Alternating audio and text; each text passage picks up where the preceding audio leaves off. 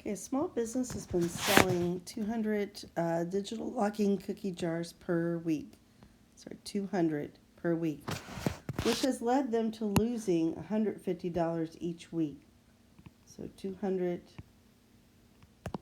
selling 200 means they lose 150.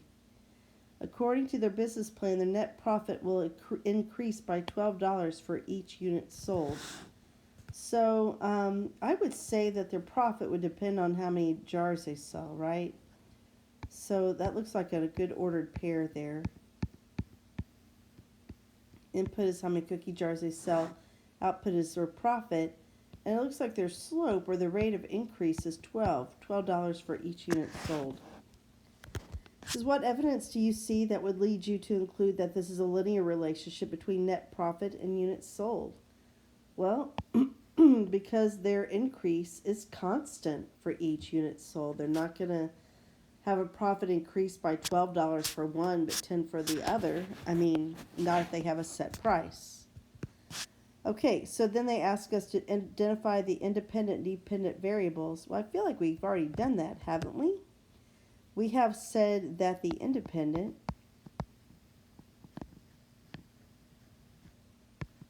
would be the cookie jar sold.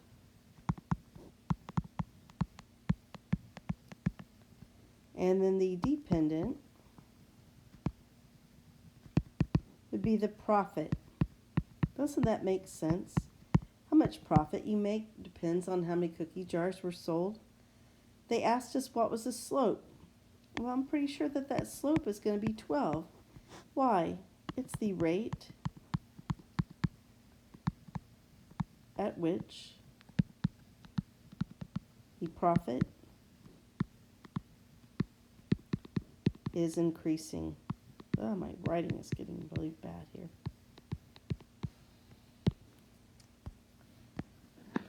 Okay, and then on number 4, they're asking us to write the equation in slope-intercept form. And then they said if you use point-slope form, convert it to slope-intercept form. So I'm going to show a couple of ways that we could do this.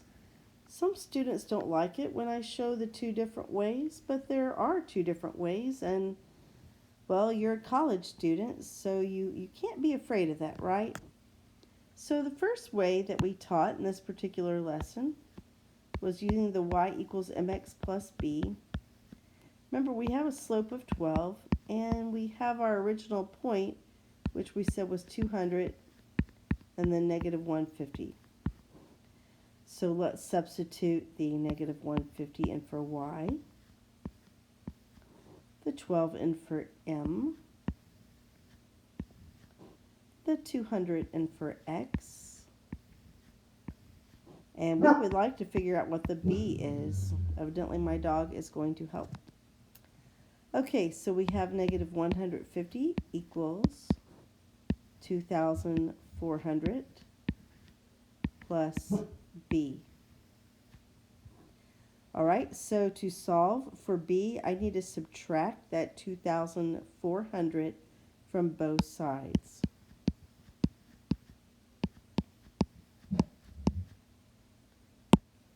And I get negative 2,550 is my b. I can't stop there, and I'm ready to write my equation. Y equals m, what was our m? 12x, what was our b?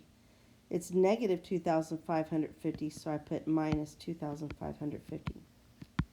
Now let's do the point-slope form. So y minus, well, our y value was 150, equals m was 12, times x minus, what was our x value? 200. So that gives me y, sorry about that, y plus 150 equals 12x minus 2,400. And then to put that in slope-intercept form, all we have to do is solve for y. You can do that by subtracting 150 from both sides. And I get y equals 12x minus 2,550. So you make the decision about which way you like to do that. It's up to you. So let's move this out of the way.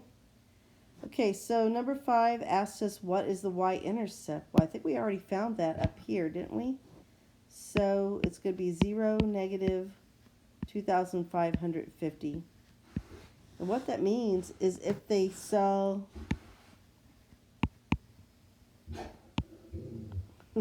sorry, 0 units, they lose 2,500, $50. Hold on, I need to see what's going on there. All right, then number 6, how many cookie jars do they need to sell in order to break even? So remember, the break even point is when the profit is 0.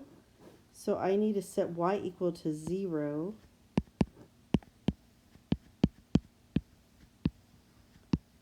And solve this equation. So I will add the 2,550 to both sides.